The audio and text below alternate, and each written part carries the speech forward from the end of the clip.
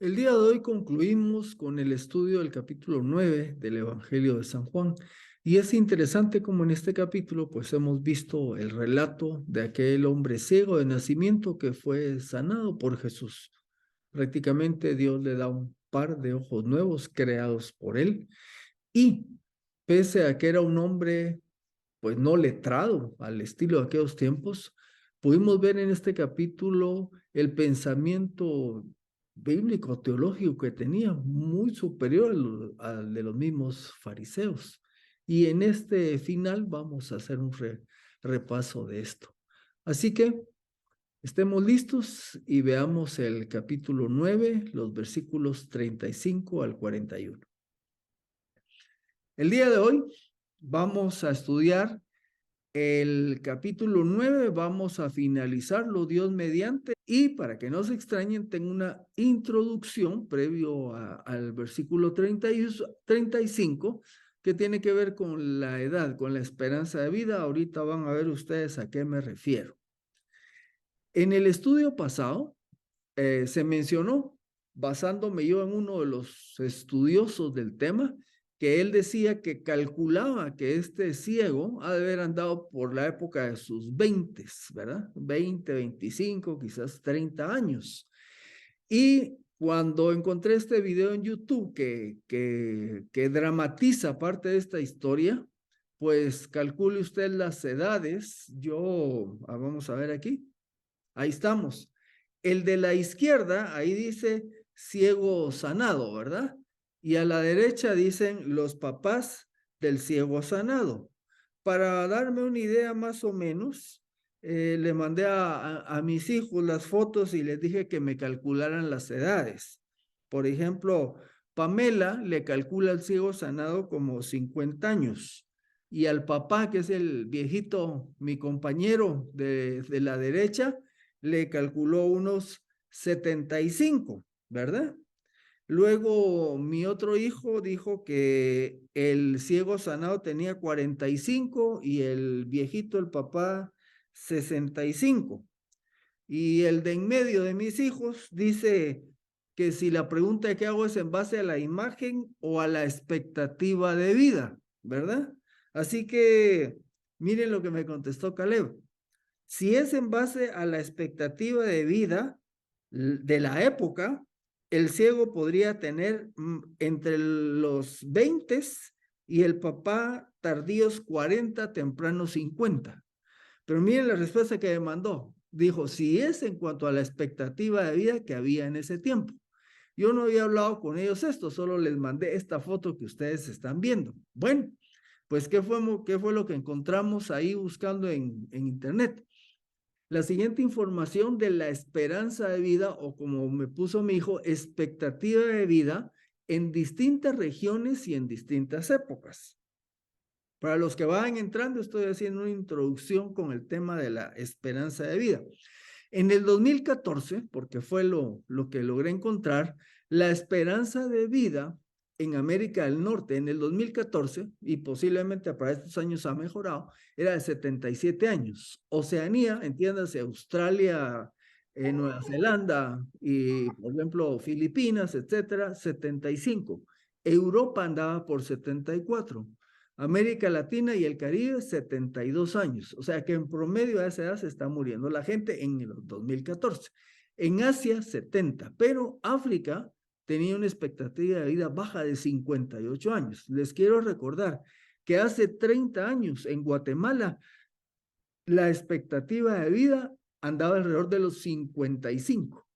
Eso era hace 30 años. En promedio, esa era la edad en que se moría un guatemalteco. Claro, siempre hay unos que viven más. Ahora les voy a anotar acá cómo era la expectativa de vida, pero a través del tiempo. En el Paleolítico, y no soy experto en esto, me puse a buscar qué año era más o menos el Paleolítico, ¿verdad? Hay unos años ahí que se van de nuestros conceptos, pero por lo menos alrededor del 10.000 antes de Cristo. La edad de bronce y de hierro entre el 3300 y 1200 antes de Cristo. Miren lo que vivía la gente. En el primer caso, 22 o 33 años. En la edad de bronce y de hierro, 26.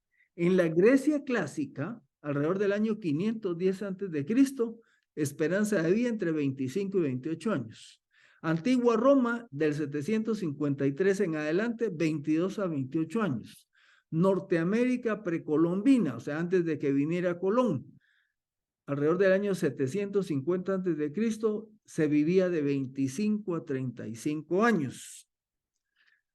El califato islámico medieval andaban alrededor del año 1000 después de Cristo. Ya nos pasamos ahora después de Cristo, 35 años. Ahí hay una nota que las élites podían vivir más, pero las élites siempre han sido un puchito de gente. Gran Bretaña, Reino Unido, en el año 1700, o sea, ya se había descubierto América, ¿verdad? En ese tiempo, en Gran Bretaña se vivían 31 años, pero noten lo que dice ahí a la derecha. Fíjense, esto es en Gran Bretaña. La esperanza de vida media de un niño nacido en el Reino Unido era de 31 años. Sin embargo, si lograba cumplir los 20, podría llegar a vivir 45. Y si lograba cumplir 30, tal vez llegaba a vivir 50 años. La India, en los años que menciona ahí, se vivía de 23 a 27 años.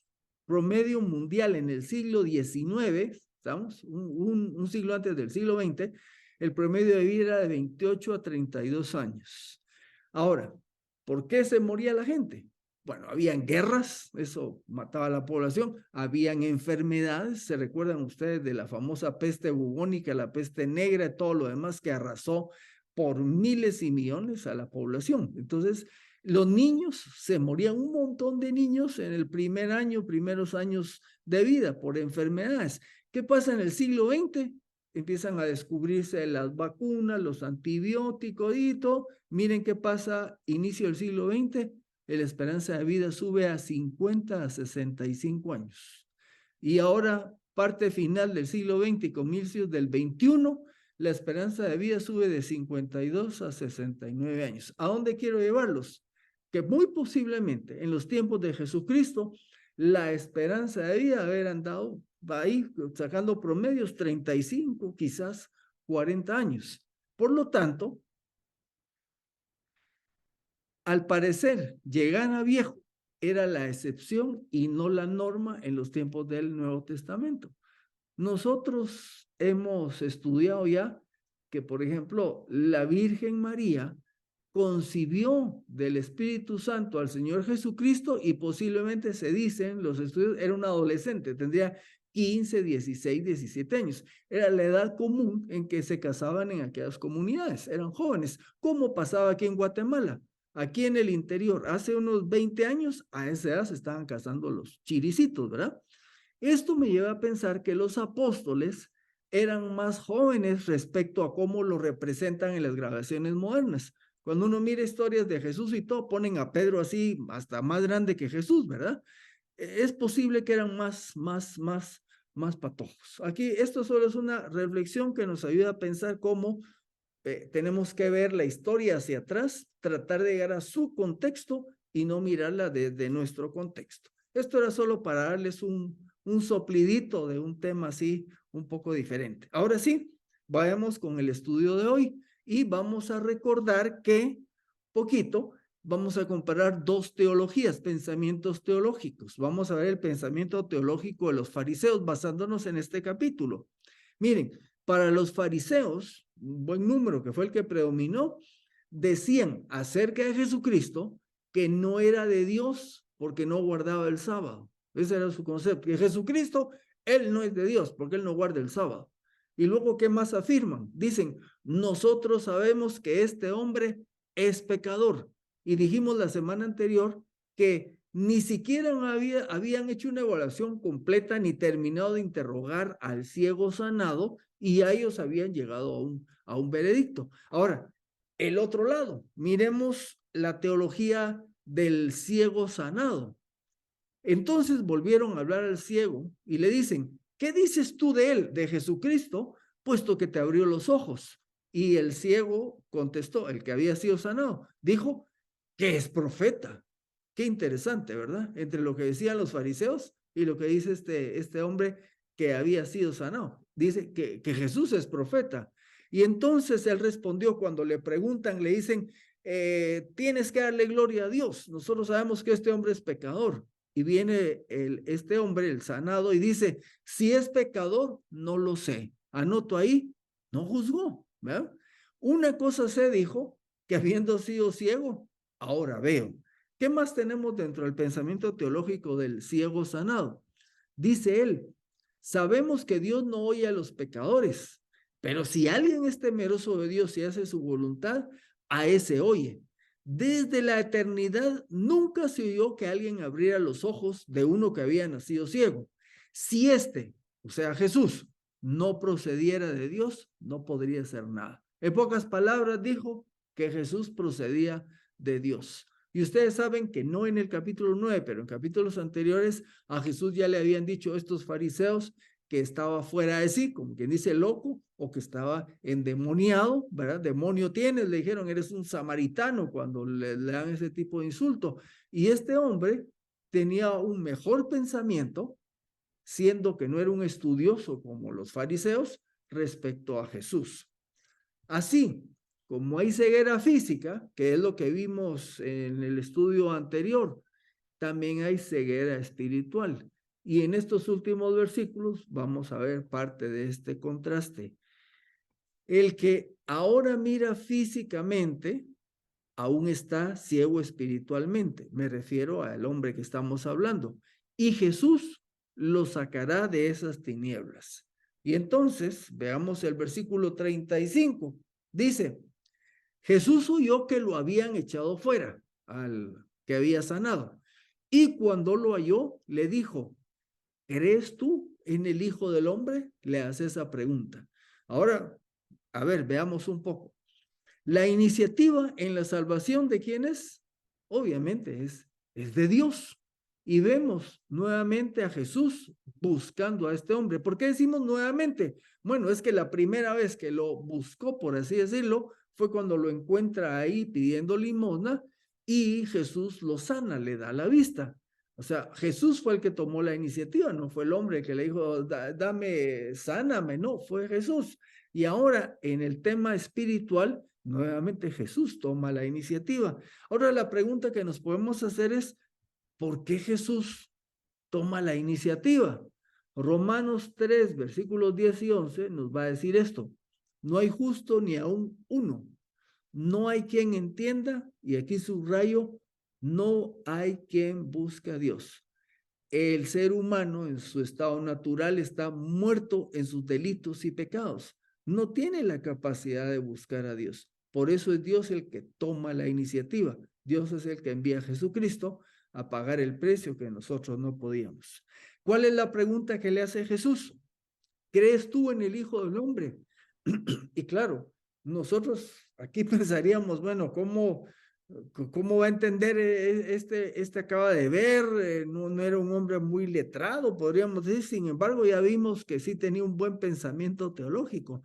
Y cuando Jesús le hizo, ¿crees tú en el Hijo del Hombre? ¿Cómo iba a atinar de qué estaba hablando? Bueno, este término, Hijo del Hombre, hace algún tiempo lo vimos cuando estábamos estudiando Apocalipsis, me parece, en el 7:1 de Daniel, el libro de Daniel dice, en el primer año de Belsasar, rey de Babilonia, Daniel tuvo un sueño y visiones de su cabeza en su cama. Y enseguida escribió el sueño y este es el resumen del asunto.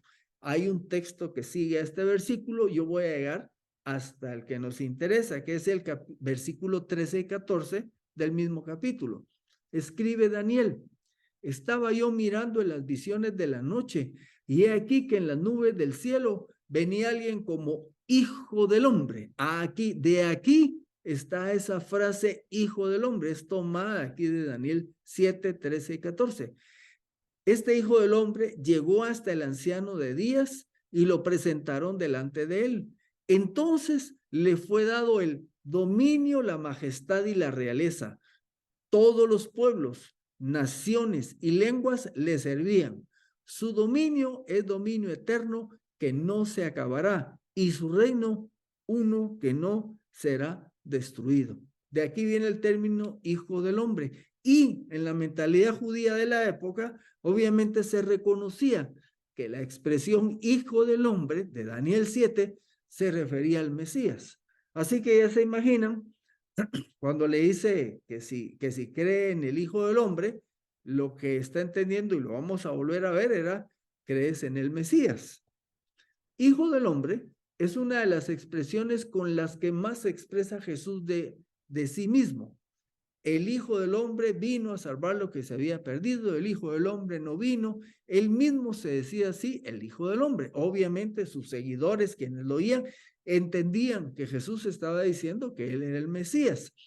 En este evangelio, o sea, en Juan, más o menos la expresión aparece alrededor de 13 veces, pero si unimos los 4 evangelios, la expresión Hijo del Hombre se utiliza como 80 veces. Obviamente se refiere a Jesucristo y a Jesucristo como este que va a heredar el reino y se le va a dar el poder sobre todas las naciones, el Mesías.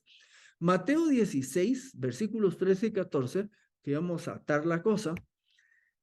Cuando Jesús llegó a las regiones de Cesarea de Filipo, preguntó a sus discípulos diciendo, fíjense, le dice a los discípulos, ¿quién dicen los hombres que es el Hijo del Hombre? Y ellos le dijeron, unos que Juan el Bautista, otros que Elías, otros que Jeremías o uno de los profetas. Ah, pero ahora viene Jesús y les dice, pero ustedes, ¿quién dicen que soy yo? Ahora fíjense, les dijo, ¿quién dice la gente que es el Hijo del Hombre? Y ahora le dice, ahora díganme, ¿quién dicen que soy yo? En pocas palabras está diciendo Jesús que él es el Mesías, que él es el Hijo del Hombre, ¿ya? Bueno, viene Simón Pedro y le contesta y le dice, tú eres el Cristo, el Mesías, el Hijo del Dios viviente. En su respuesta, dados, ¿verdad? Eres el Mesías, el Cristo, y a la vez le dice el Hijo del Dios viviente. Así que el Hijo del Hombre es el Cristo, el Hijo del Dios viviente. Así que se considera que la pregunta de Jesús lleva al ex ciego a centrar su mente en el Mesías. Cuando Jesús le dice, ¿crees en el Hijo del Hombre? Así que la respuesta del hombre que había sido sanado es, él respondió y dijo, Señor, ¿quién es para que yo crea en él? Y recordémonos que hasta en este momento conoce visualmente a Jesús, porque su primer contacto solo fue auditivo, ahora lo está viendo, ¿verdad? Y la respuesta es, Señor, ¿quién es para que yo crea en él? Lo que vemos aquí es que el corazón de este hombre ya estaba preparado por Dios. Y lo que le quedaba, su única responsabilidad era creer. Por eso simplemente pregunta, ¿quién es para que yo crea? Aquí ustedes notan que le dice Señor. En este sentido, es una muestra de respeto, mas no está diciéndole Señor en su sentido divino, pero eso va a cambiar en breve. Versículo 37.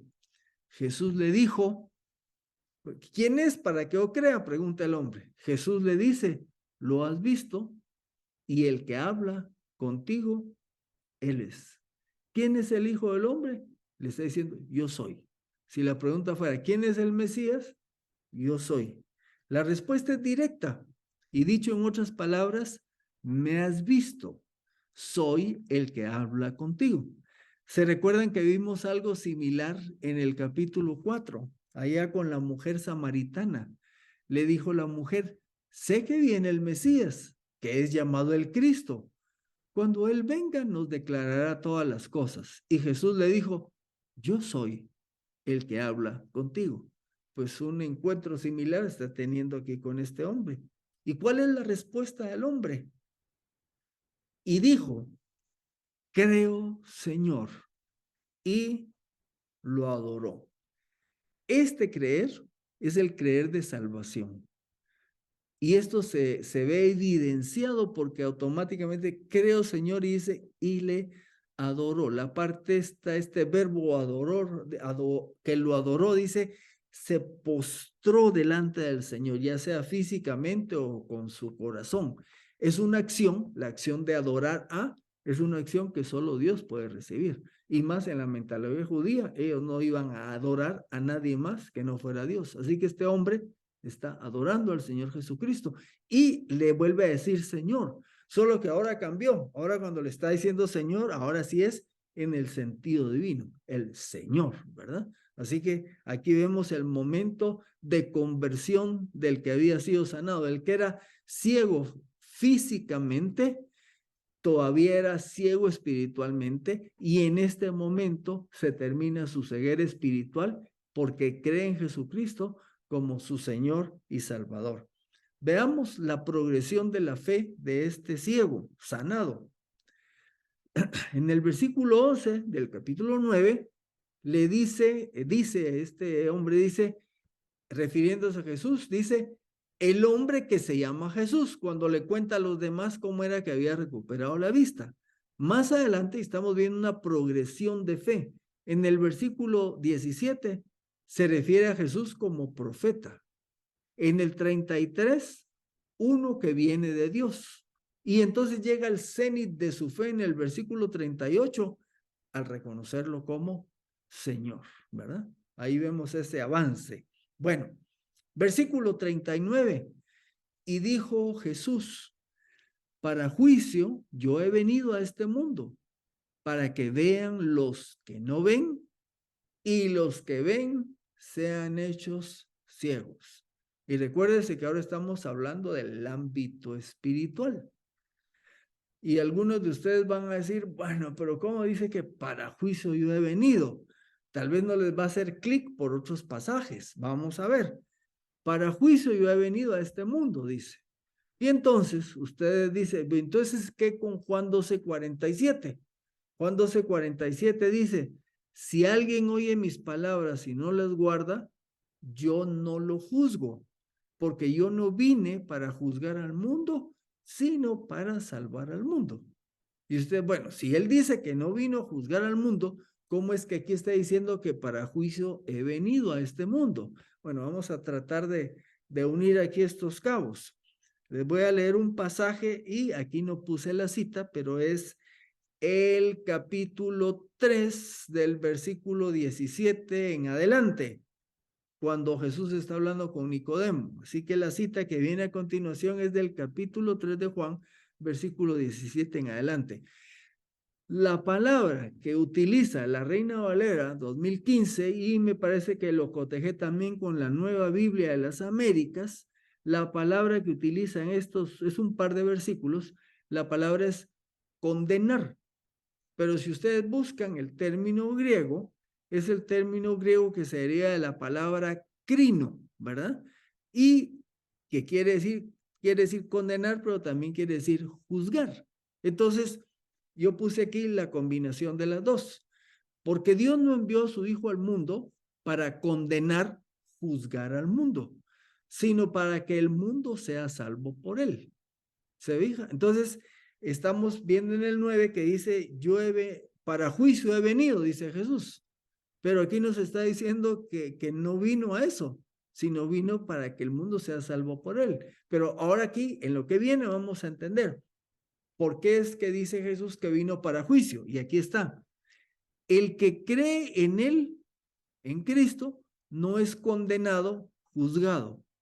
Pero el que no cree ya ha sido condenado, juzgado, porque no ha creído en el nombre del unigénito Hijo de Dios. Así que cuando Jesús dice, para juicio he venido, es que sencillamente con su presencia y mensaje salvador, aquel que lo rechaza automáticamente es condenado, entiéndase, juzgado. En ese sentido es que Cristo vino para juicio. Su tarea es salvar, pero aquel que no le reconoce como Señor, que no cree en él, automáticamente se echa sobre sí el juicio de Dios, ¿verdad? Y una cosa más, recordémonos que la humanidad prácticamente en su estado natural está bajo condenación.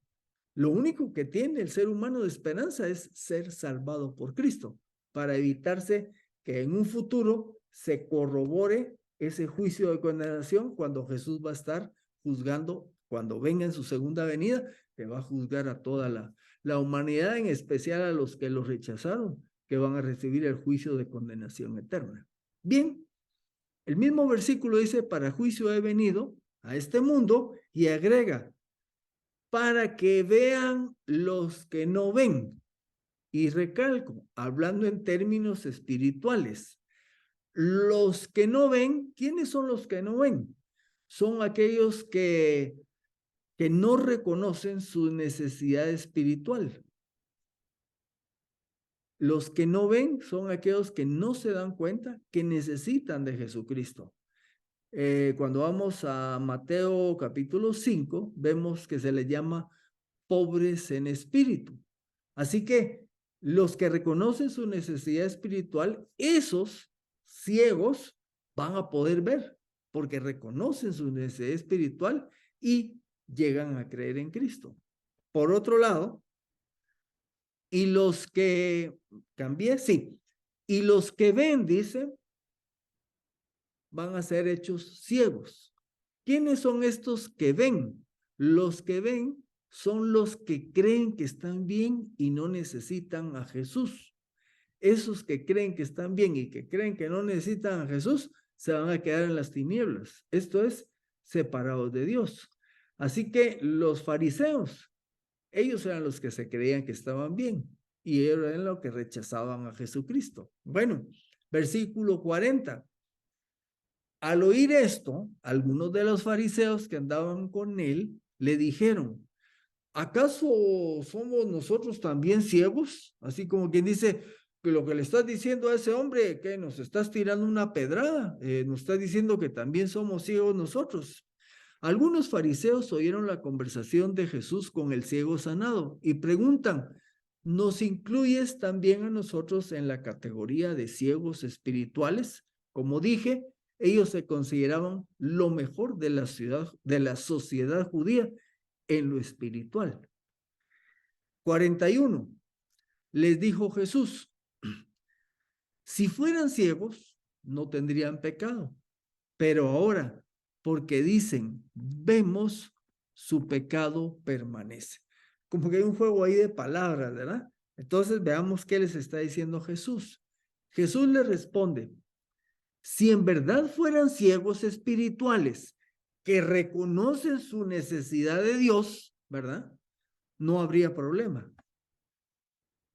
Repito, si de verdad fueran ciegos espirituales que reconocen que tienen necesidad de Dios, ok, no hay problema. ¿Por qué? Porque para ese tipo de personas es el mensaje del evangelio, para darles luz. Pero, como ellos dicen que pueden ver, o sea, ellos se consideran espiritualmente, se consideran que ven, ¿verdad? Y esto de que ven quiere decir que se consideran autosuficientes para llenar por sí mismos su necesidad espiritual.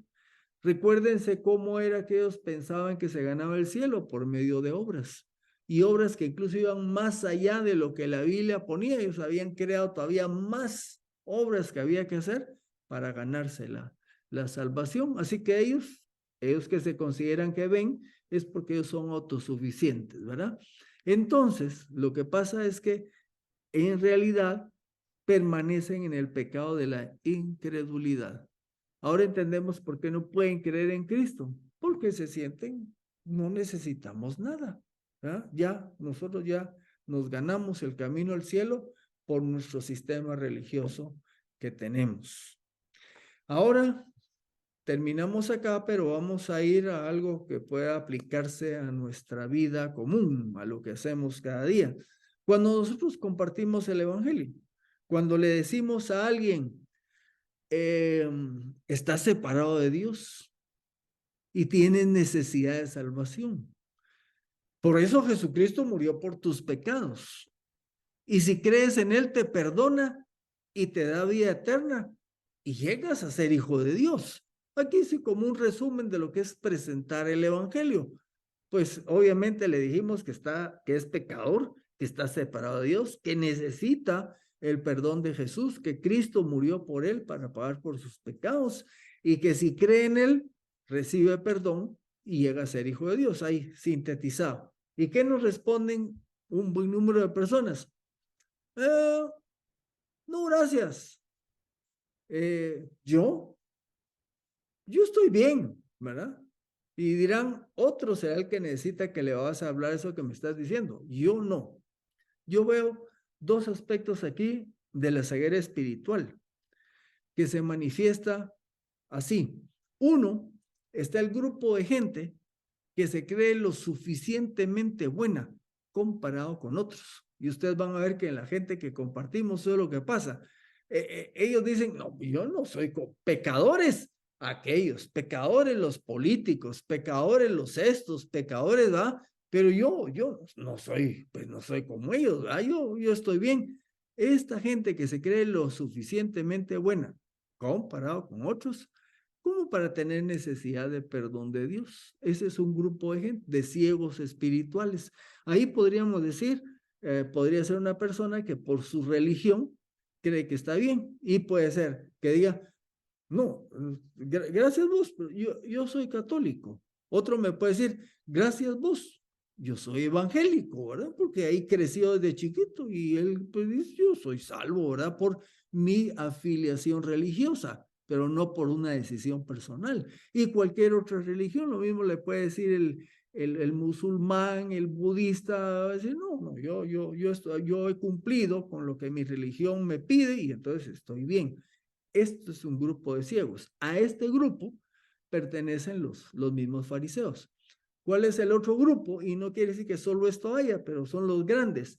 El otro grupo son las personas que se consideran tan malas que no creen merecer el perdón de Dios. Y por esa razón rechazan el evangelio. Porque se creen tan malas que no puede ser como que gratis, que por fe, no, yo con lo que he hecho no merezco nada, y entonces rechazan. Bueno, terminemos con esto, aprendiendo del Señor. ¿Es esta la primera vez que el Señor se enfrenta a la incredulidad en su tiempo de ministerio? Obviamente la respuesta es no. Sí, hemos estado viendo desde el capítulo 1, dice, a los suyos vino y los suyos no lo recibieron. Y hemos estado estudiando ahora cómo hay gente dura que a veces se emociona un poquito, después lo abandonan y lo rechazan, se oponen, etc. No, no es la primera vez. Vez tras vez, hubo gente que no creyó en Jesús y le rechazó. Ahora la pregunta es, ¿qué hizo Jesús? ¿Qué es lo que hemos estado viendo? Desde el capítulo 1 dice, a los suyos vino y los suyos no lo recibieron. Y luego empezamos a ver luego el primer milagro, el viaje a Capernaum, que baja a Jerusalén, que regresa a ir a Capernaum, a la zona de Galilea, gente que cree, que no cree. ¿Qué hizo Jesús? Lo que podemos aprender es que Jesús continuó predicando las buenas nuevas. Y aunque hubiera habido rechazo, él seguía predicando las buenas nuevas. ¿Por qué menciono esto? Para animarnos a que aunque hayan personas que les hemos compartido el evangelio, si tenemos la oportunidad, volvámoslo a compartir. Si hay gente que rechaza el mensaje que les llevamos, si hay oportunidad, volvámosles a compartir. Y esto lo digo aprendiendo del modelo del Señor Jesús. Él no se dio por vencido por el primer rechazo, ¿verdad? Sino continuó. Yo les conté, creo que la semana pasada, que con mi papá hubo múltiples ocasiones de estarle presentando el evangelio, ¿verdad?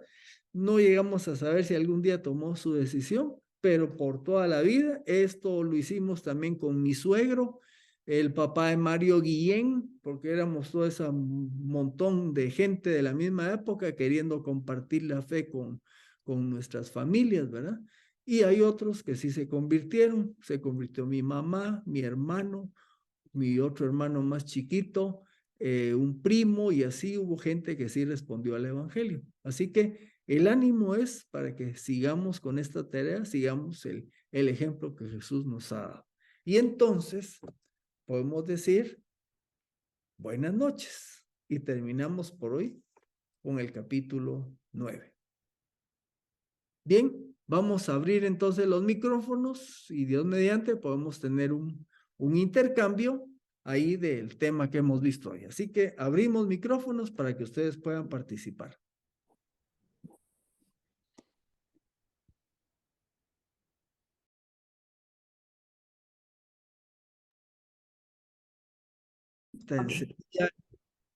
Ya está encendido.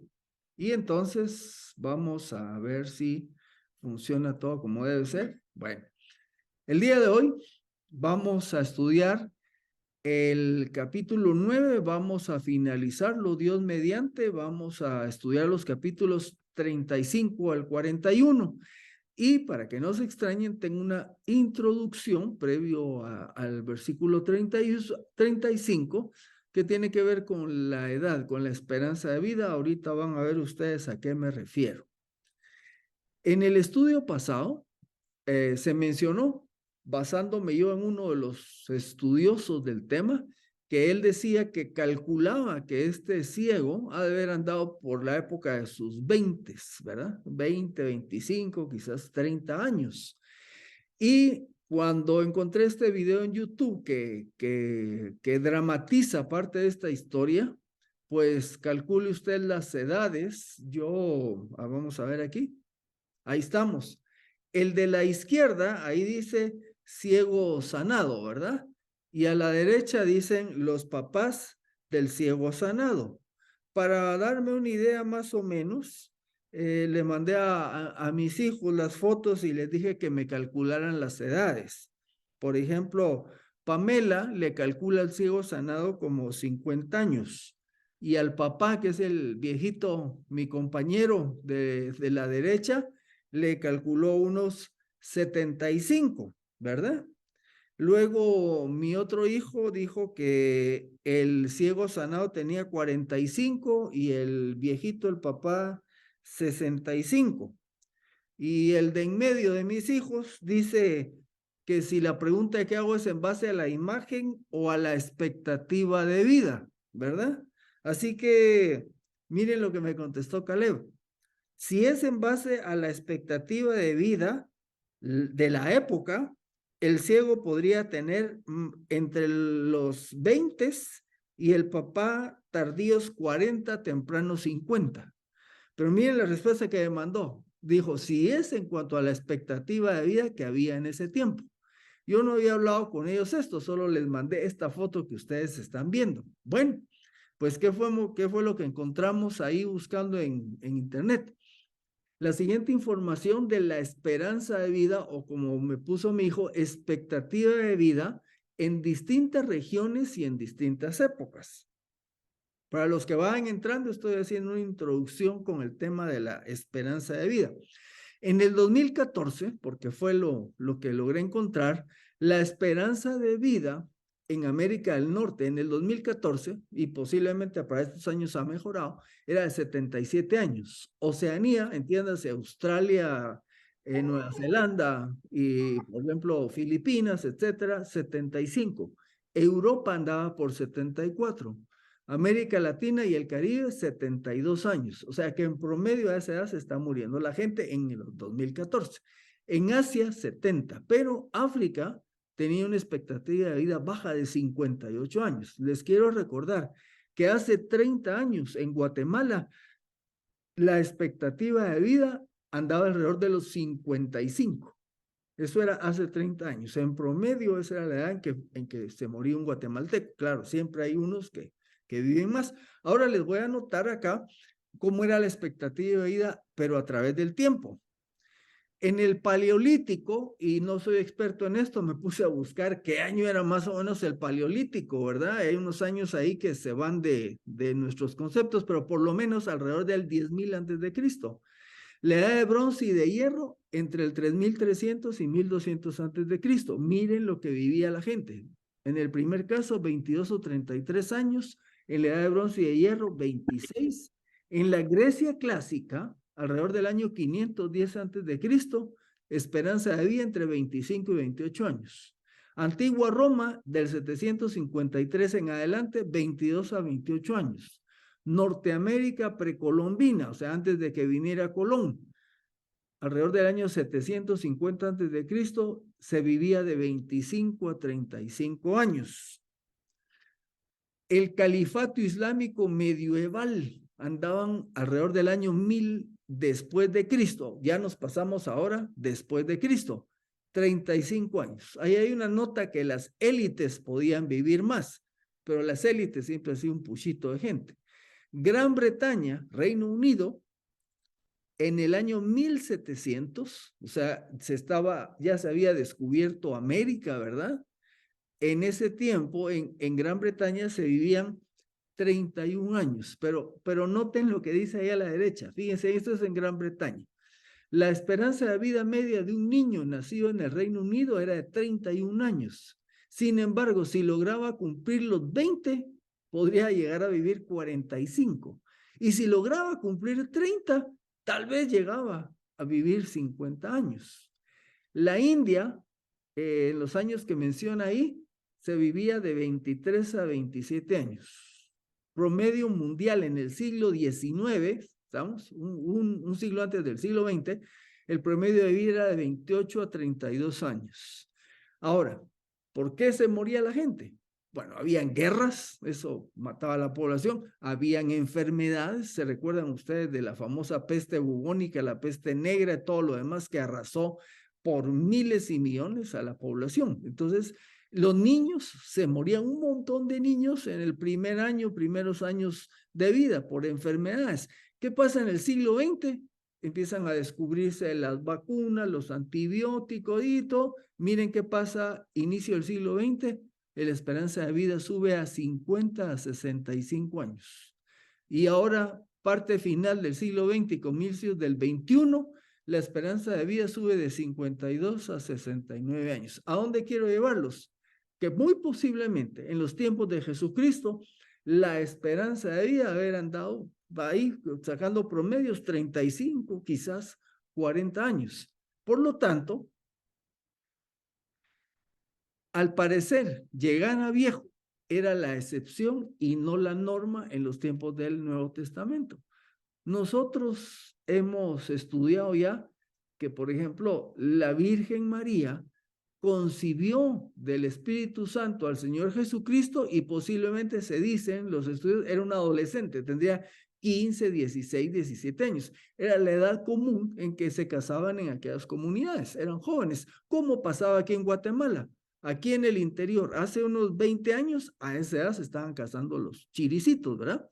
Esto me lleva a pensar que los apóstoles eran más jóvenes respecto a cómo lo representan en las grabaciones modernas. Cuando uno mira historias de Jesús y todo, ponen a Pedro así, hasta más grande que Jesús, ¿verdad?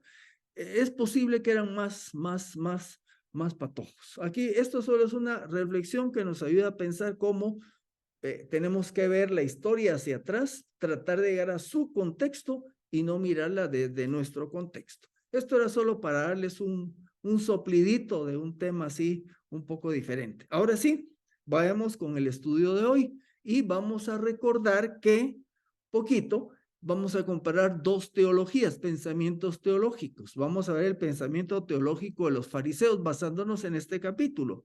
Miren, para los fariseos, un buen número que fue el que predominó, decían acerca de Jesucristo que no era de Dios porque no guardaba el sábado. Ese era su concepto. Que Jesucristo, él no es de Dios porque él no guarda el sábado.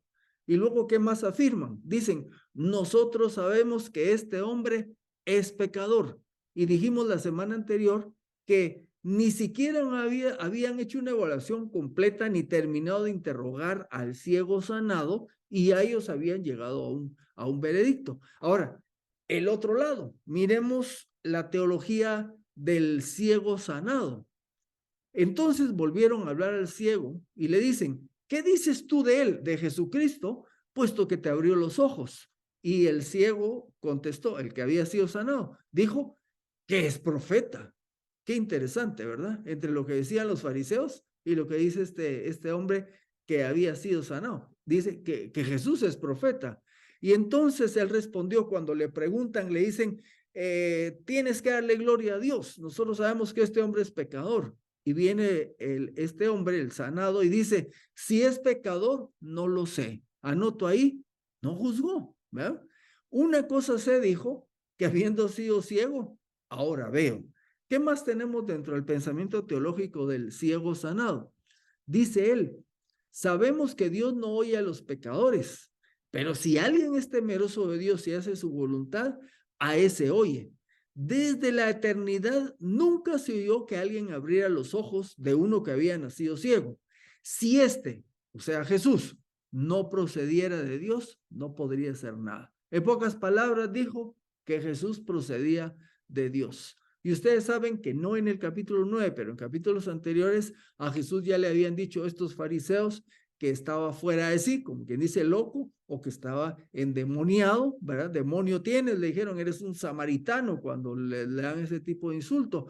Y este hombre tenía un mejor pensamiento, siendo que no era un estudioso como los fariseos, respecto a Jesús. Así como hay ceguera física, que es lo que vimos en el estudio anterior, también hay ceguera espiritual. Y en estos últimos versículos vamos a ver parte de este contraste. El que ahora mira físicamente, aún está ciego espiritualmente. Me refiero al hombre que estamos hablando. Y Jesús lo sacará de esas tinieblas. Y entonces, veamos el versículo 35. Dice, Jesús oyó que lo habían echado fuera, al que había sanado. Y cuando lo halló, le dijo, ¿crees tú en el Hijo del Hombre? Le hace esa pregunta. Ahora, a ver, veamos un poco. La iniciativa en la salvación de quién es, obviamente es de Dios. Y vemos nuevamente a Jesús buscando a este hombre. ¿Por qué decimos nuevamente? Bueno, es que la primera vez que lo buscó, por así decirlo, fue cuando lo encuentra ahí pidiendo limosna y Jesús lo sana, le da la vista. O sea, Jesús fue el que tomó la iniciativa, no fue el hombre que le dijo, dame, sáname, no, fue Jesús. Y ahora en el tema espiritual, nuevamente Jesús toma la iniciativa. Ahora la pregunta que nos podemos hacer es, ¿por qué Jesús toma la iniciativa? Romanos 3, versículos 10 y 11 nos va a decir esto. No hay justo ni aún uno. No hay quien entienda, y aquí subrayo, no hay quien busque a Dios. El ser humano en su estado natural está muerto en sus delitos y pecados. No tiene la capacidad de buscar a Dios. Por eso es Dios el que toma la iniciativa. Dios es el que envía a Jesucristo a pagar el precio que nosotros no podíamos. ¿Cuál es la pregunta que le hace Jesús? ¿Crees tú en el Hijo del Hombre? Y claro, nosotros aquí pensaríamos, bueno, ¿cómo va a entender este acaba de ver? No era un hombre muy letrado, podríamos decir. Sin embargo, ya vimos que sí tenía un buen pensamiento teológico. Y cuando Jesús le hizo, ¿crees tú en el Hijo del Hombre? ¿Cómo iba a atinar de qué estaba hablando? Bueno, este término, Hijo del Hombre, hace algún tiempo lo vimos cuando estábamos estudiando Apocalipsis, me parece, en el 7:1 de Daniel, el libro de Daniel dice, en el primer año de Belsasar, rey de Babilonia, Daniel tuvo un sueño y visiones de su cabeza en su cama. Y enseguida escribió el sueño y este es el resumen del asunto. Hay un texto que sigue a este versículo, yo voy a llegar hasta el que nos interesa, que es el versículo 13 y 14 del mismo capítulo. Escribe Daniel, estaba yo mirando en las visiones de la noche y he aquí que en las nubes del cielo venía alguien como hijo del hombre. Aquí, de aquí está esa frase hijo del hombre, es tomada aquí de Daniel 7, 13 y 14. Este hijo del hombre llegó hasta el anciano de días y lo presentaron delante de él. Entonces le fue dado el dominio, la majestad y la realeza. Todos los pueblos, naciones y lenguas le servían. Su dominio es dominio eterno que no se acabará y su reino uno que no será destruido. De aquí viene el término hijo del hombre. Y en la mentalidad judía de la época, obviamente se reconocía que la expresión hijo del hombre de Daniel 7 se refería al Mesías. Así que ya se imaginan, cuando le dice que si cree en el Hijo del Hombre, lo que está entendiendo, y lo vamos a volver a ver, era, crees en el Mesías. Hijo del Hombre es una de las expresiones con las que más se expresa Jesús de sí mismo. El Hijo del Hombre vino a salvar lo que se había perdido, el Hijo del Hombre no vino, él mismo se decía así, el Hijo del Hombre. Obviamente sus seguidores, quienes lo oían, entendían que Jesús estaba diciendo que él era el Mesías. En este evangelio, o sea, en Juan, más o menos la expresión aparece alrededor de 13 veces, Pero si unimos los 4 evangelios, la expresión Hijo del Hombre se utiliza como 80 veces. Obviamente se refiere a Jesucristo y a Jesucristo como este que va a heredar el reino y se le va a dar el poder sobre todas las naciones, el Mesías. Mateo 16, versículos 13 y 14, que vamos a atar la cosa. Cuando Jesús llegó a las regiones de Cesarea de Filipo, preguntó a sus discípulos diciendo, fíjense, le dice a los discípulos, ¿quién dicen los hombres que es el Hijo del Hombre? Y ellos le dijeron, unos que Juan el Bautista, otros que Elías, otros que Jeremías o uno de los profetas. Pero ahora viene Jesús y les dice, pero ustedes, ¿quién dicen que soy yo? Ahora fíjense, les dijo, ¿quién dice la gente que es el Hijo del Hombre? Y ahora le dice, ahora díganme, ¿quién dicen que soy yo? En pocas palabras está diciendo Jesús que Él es el Mesías, que Él es el Hijo del Hombre, ¿ya? Bueno, viene Simón Pedro y le contesta y le dice, tú eres el Cristo, el Mesías, el Hijo del Dios viviente. En su respuesta, dados, ¿será? Eres el Mesías, el Cristo, y a la vez le dice el Hijo del Dios viviente. Así que el Hijo del Hombre es el Cristo, el Hijo del Dios viviente. Así que se considera que la pregunta de Jesús lleva al ex ciego a centrar su mente en el Mesías. Cuando Jesús le dice, ¿crees en el Hijo del Hombre? Así que la respuesta del hombre que había sido sanado es, él respondió y dijo, Señor, ¿quién es para que yo crea en él? Y recordémonos que hasta en este momento conoce visualmente a Jesús, porque su primer contacto solo fue auditivo, ahora lo está viendo, ¿verdad? Y la respuesta es, Señor, ¿quién es para que yo crea en él? Lo que vemos aquí es que el corazón de este hombre ya estaba preparado por Dios. Y lo que le quedaba, su única responsabilidad era creer. Por eso simplemente pregunta, ¿quién es para que yo crea? Aquí ustedes notan que le dice Señor. En este sentido, es una muestra de respeto, mas no está diciéndole Señor en su sentido divino, pero eso va a cambiar en breve. Versículo 37. Jesús le dijo, ¿quién es para que yo crea? Pregunta el hombre. Jesús le dice, ¿lo has visto? Y el que habla contigo, él es. ¿Quién es el Hijo del Hombre? Le está diciendo, yo soy. Si la pregunta fuera, ¿quién es el Mesías? Yo soy. La respuesta es directa. Y dicho en otras palabras, me has visto. Soy el que habla contigo. ¿Se recuerdan que vimos algo similar en el capítulo 4? Allá con la mujer samaritana. Le dijo la mujer, sé que viene el Mesías, que es llamado el Cristo.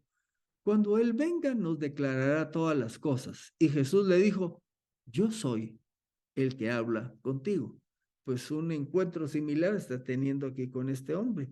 ¿Y cuál es la respuesta del hombre? Y dijo, creo, Señor, y lo adoró. Este creer es el creer de salvación. Y esto se ve evidenciado porque automáticamente creo, Señor, y dice, y le adoró. La parte está, este verbo adoró, que lo adoró, dice, se postró delante del Señor, ya sea físicamente o con su corazón.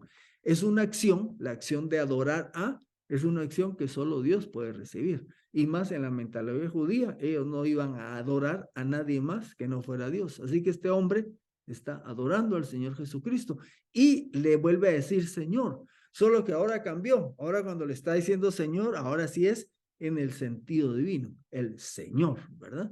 Así que aquí vemos el momento de conversión del que había sido sanado, del que era ciego físicamente, todavía era ciego espiritualmente y en este momento se termina su ceguera espiritual porque cree en Jesucristo como su Señor y Salvador. Veamos la progresión de la fe de este ciego sanado. En el versículo 11 del capítulo 9, le dice este hombre, dice, refiriéndose a Jesús, dice, el hombre que se llama Jesús, cuando le cuenta a los demás cómo era que había recuperado la vista. Más adelante estamos viendo una progresión de fe. En el versículo 17 se refiere a Jesús como profeta. En el 33, uno que viene de Dios. Y entonces llega el cenit de su fe en el versículo 38 al reconocerlo como Señor, ¿verdad? Ahí vemos ese avance. Bueno, versículo 39.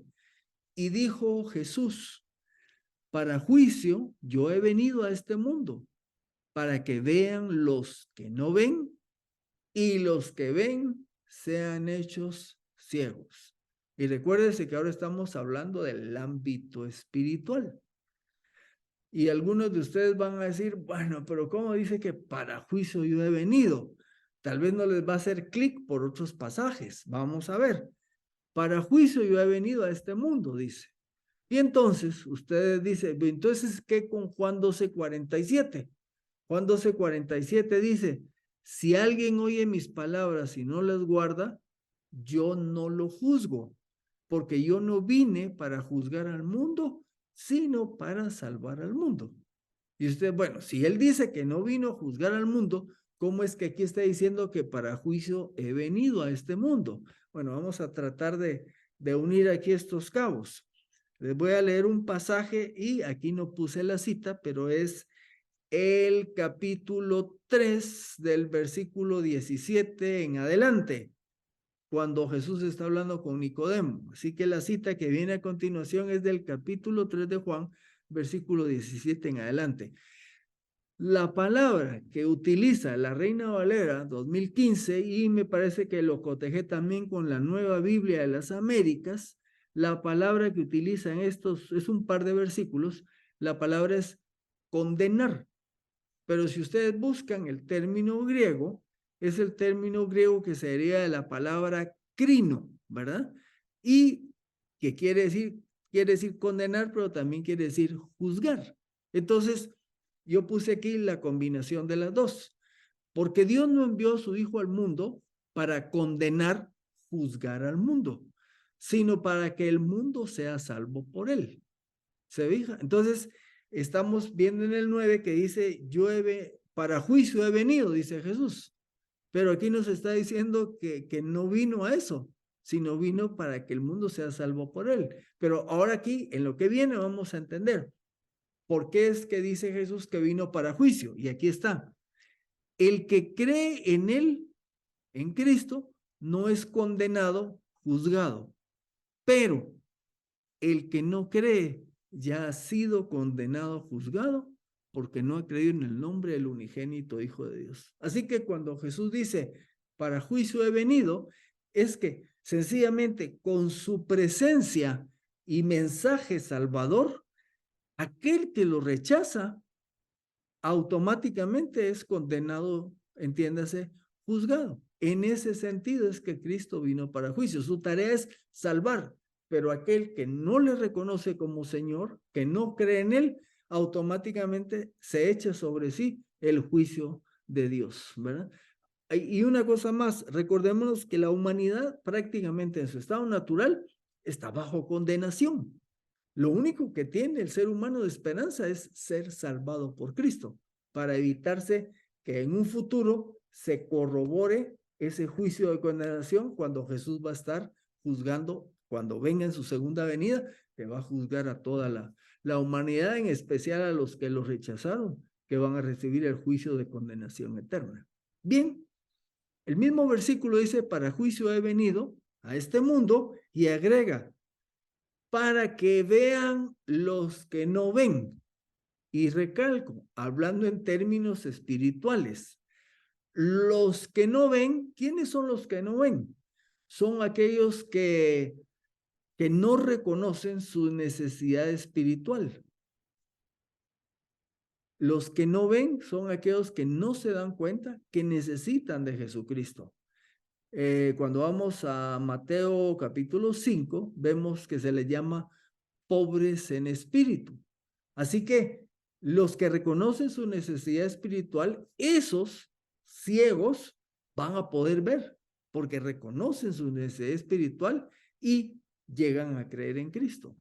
Por otro lado, y los que, cambié, sí, y los que ven, dice, van a ser hechos ciegos.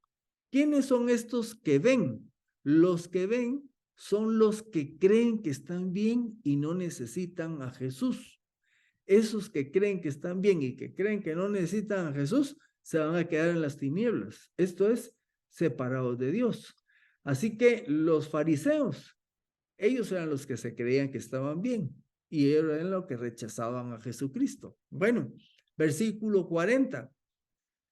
Al oír esto, algunos de los fariseos que andaban con él le dijeron, ¿acaso somos nosotros también ciegos? Así como quien dice que lo que le estás diciendo a ese hombre, que nos estás tirando una pedrada, nos está diciendo que también somos ciegos nosotros.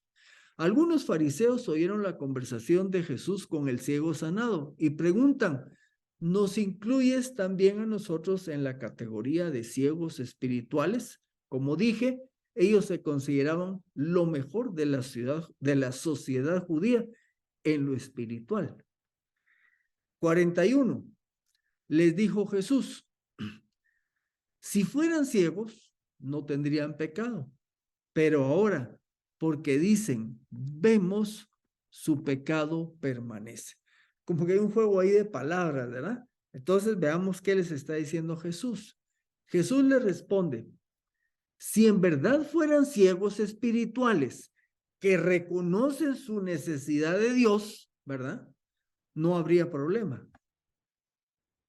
Repito, si de verdad fueran ciegos espirituales que reconocen que tienen necesidad de Dios, ok, no hay problema. ¿Por qué? Porque para ese tipo de personas es el mensaje del evangelio, para darle luz. Pero, como ellos dicen que pueden ver, o sea, ellos se consideran espiritualmente, se consideran que ven, ¿verdad? Y esto de que ven quiere decir que se consideran autosuficientes para llenar por sí mismos su necesidad espiritual. Recuérdense cómo era que ellos pensaban que se ganaba el cielo por medio de obras, y obras que incluso iban más allá de lo que la Biblia ponía. Ellos habían creado todavía más obras que había que hacer para ganarse la salvación. Así que ellos que se consideran que ven, es porque ellos son autosuficientes, ¿verdad? Entonces, lo que pasa es que en realidad permanecen en el pecado de la incredulidad. Ahora entendemos por qué no pueden creer en Cristo, porque se sienten, no necesitamos nada, ¿verdad? Nosotros ya nos ganamos el camino al cielo por nuestro sistema religioso que tenemos. Ahora terminamos acá, pero vamos a ir a algo que pueda aplicarse a nuestra vida común, a lo que hacemos cada día. Cuando nosotros compartimos el evangelio, cuando le decimos a alguien, estás separado de Dios y tienes necesidad de salvación. Por eso Jesucristo murió por tus pecados. Y si crees en Él, te perdona y te da vida eterna y llegas a ser hijo de Dios. Aquí sí como un resumen de lo que es presentar el evangelio.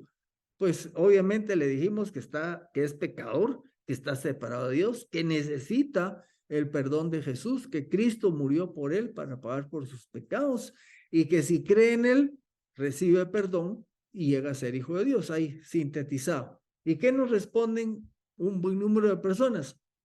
No, gracias.